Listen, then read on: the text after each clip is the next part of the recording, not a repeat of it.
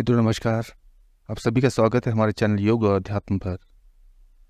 मित्रों, चक्र साधना की इस अंतिम कड़ी में आज हम बात करेंगे अंतिम और अति महत्वपूर्ण चक्र सहस्त्रधार चक्र के बारे में, जो हमारे शरीर पर पाए जाने वाला 7वां चक्र है। यह तालू के ऊपर मस्तिष्क में ब्रह्मरंध्र से ऊपर इसका स्थान माना जाता है। ब्रह्मरंध्र हमारे सूक्ष्म शरीर पर स्थित होता है। इसका बीज वर्ण बीज मंत्र है, विसर्ग है, परम शिव जिसे बोलते हैं, और बीजवाहन बिंदु है। देवता स्वयं परम ब्रह्म है और उसका जो लोक है वो सत्य लोक है। मित्रों, सहस्त्रधार चक्र से हमारा आशय एक ऐसे कमल दल से है जिसकी 1000 पंखुड़ियां हैं। यह 20 के परतों में व्यवस्थित रूप से एक वृत्त बनाता है, अर्थात एक परत में 50 पंखुड़ियां होती हैं। इन पंखुड़ियों के मंत्र अंग से क्ष तक होते हैं, जिनका साधना में जाप किया जाता है। अमर या मुक्त होना इस चक्र का फल होता है। हमारे शरीर का मुख्य संचालन केंद्र हमारा मस्तिष्क होता है। विज्ञान में इस क्षेत्र को स्मृति क्षेत्र कहा जाता है। मृत्यु उपरांत की जाने वाली कपाल क्रिया में इसी स्थान को तोड़ा जाता है, क्योंकि हमारी सारी जो स्मृतियां हैं वो उसमें रहती हैं और हमारी स्मृतियों का लोप हो जाए इसलिए इस कपाल क्रिया को किया जाता है। जो किसी व्यक्ति की मृत्यु होती है तो कपाल क्रिया को किया जाता है, और अगले जन्म में वो पुरानी स्मृतियां शेष ना रहें, कैरी फॉरवर्ड ना हो, इसलिए इस क्रिया को किया जाता है। योग विद्या में षट चक्र भेदन की भी व्यवस्था है, क्योंकि जब पंचतत्व पृथ्वी, जल, अग्नि, वायु, आकाश और मन के प्रतिनिधि 6 चक्रों का भेदन करके सहस्त्रधार चक्र तक लाया जाता है, किंतु उसे भेदे बिना वापस मूलाधार चक्र तक लाया जाता है। इसका कारण यह है कि जब योगी जन अपना शरीर छोड़ते हैं तब वह इस चक्र का भेदन करते हैं और आने जाने के चक्र से मुक्त हो जाते हैं। इसीलिए इस चक्र को भेदा नहीं जाता है, बस इसकी यात्रा की जाती है, इसको महसूस किया जाता है। इन 6 चक्रों की यात्रा के दौरान 100 कमल की जो दल हैं वो हमें मिलते हैं। मूलाधार के 4, स्वादिष्ठान के 6, मणिपुर के 10, अनाहत के 12 और विशुद्धि के 16, आज्ञा चक्र के 2, कुल मिलाकर 50 कमल दल पढ़ते हैं, और आने जाने के चक्कर में हम 100 दलों का दर्शन कर पाते हैं। इसका 10 गुना करने से ये 1000 यानी सहस्त्र हो जाता है। यही इसका शाब्दिक अर्थ है, इसका रहस्य है। समस्त शक्तियों का केंद्र होने के कारण ऐसा स्वाभाविक भी लगता है। हमारे इस सहस्त्रधार चक्र से सदैव अमृत का स्राव होता रहता है, जिसका पान हमारी कुंडलिनी शक्ति करती है। 7वें चक्र पर ध्यान लगाने से हमारी कुंडलिनी शक्ति जागृत हो जाती है। कुंडलिनी का संबंध हमारे सूक्ष्म प्राण से है, सूक्ष्म प्राण का संबंध हमारे चक्रों से है, वह हमारी सूक्ष्म नाड़ियों से है। सूक्ष्म नाड़ियों का संबंध हमारे मन से होता है और मन का संबंध पूरे शरीर से होता है। प्राण हमारे शरीर में ऊर्जा के रूप में कार्य करता है। मित्रों, सहस्त्रधार चक्र पर ध्यान करने से साधक आत्म साक्षात्कार कर पाता है। वह स्वयं में ही ईश्वर को देख पाता है। इस चक्र पर ध्यान लगाने से साधक का पुनर्जन्म नहीं होता, अर्थात मानव महामानव बन जाता है। वह 84 की फिर से मुक्त हो जाता है। साधक रिद्धि सिद्धि चमत्कार से ऊपर उठकर परम गति को पाता है। मित्रों, आइए जानते हैं इसकी विधि, किसकी विधि को हम कैसे करें, इस साधना को कैसे करें। मित्रों, अब इस चक्र की साधना कैसे करें इसको जानने का हम प्रयास करते हैं। जब साधना को करें, एक साफ सुथरे सुंदर आसन पर बैठें। पद्मासन या सुखासन, जिस अवस्था में आप बैठ पाए लंबे समय तक, उस अवस्था में बैठें।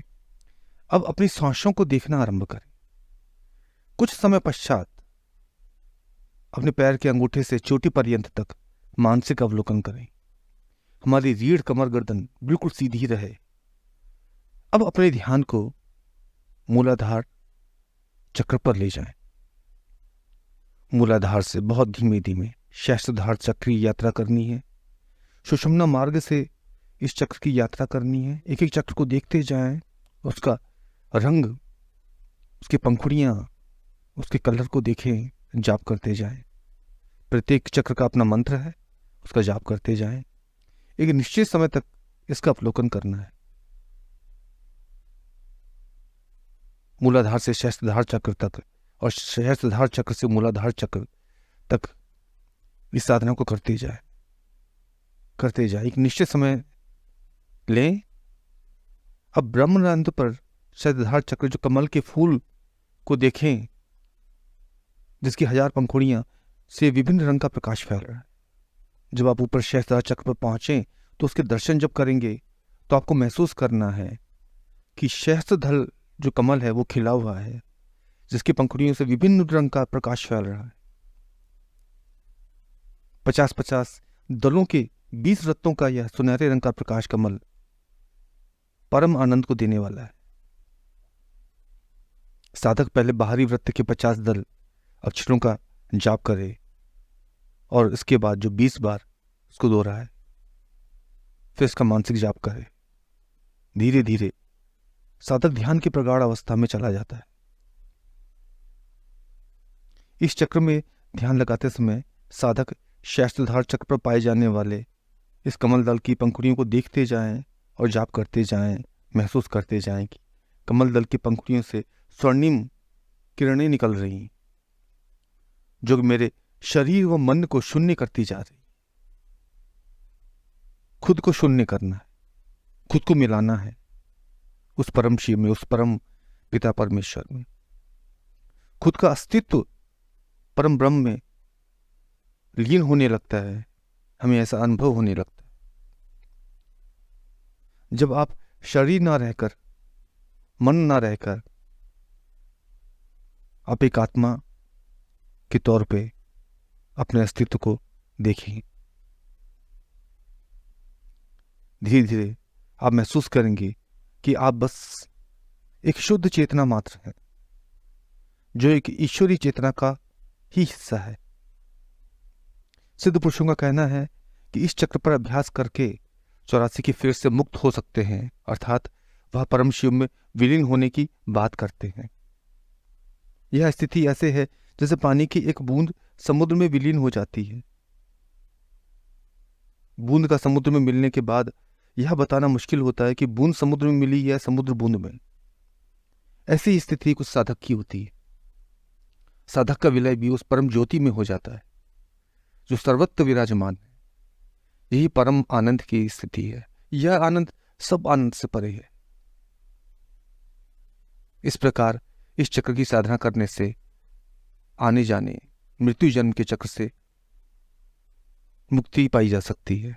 सभी महापुरुषों, गुरुओं ने इस अवस्था का एहसास किया है और उसके बारे में बताया भी है। वह इस अवस्था का बहुत विस्तार से वर्णन भी करते हैं। गौतम बुद्ध, जो अनेक साधु संत हैं, वो उन्होंने इस अवस्था को देखा है, उसके बारे में वर्णन किया है। जो हमारे साधु समाधि लगाते हैं उसी अवस्था को प्राप्त करते हैं और मानव से महामानव बन जाते हैं। मानव जीवन का जो अंतिम लक्ष्य है, आत्म साक्षात्कार करना, खुद को खुद से मिलना, खुद का ईश्वर से मिलन करना, जन्म मरण के चक्र से मुक्ति पाना, इस चक्र की साधना द्वारा यह संभव होता है। तो मित्रों, आज आपने जाना चक्र साधना का अंतिम सोपान जो सहस्त्रधार चक्र है, इसकी साधना करने से कैसे मनुष्य को परम शिव में विलीन हो सकता है, उसको आने जाने के चक्र से मुक्ति मिल सकती है। ये बहुत महत्वपूर्ण साधना है मित्रों। ये किसी की देख रेख में करनी चाहिए और सही गाइडेंस में ही करनी चाहिए। मित्रों, इसी के साथ आज हम चक्र की साधना के साथ इस एपिसोड को ख़त्म करते हैं। आप सभी को नमस्कार। आप सभी का दिन शुभ और मंगलमय।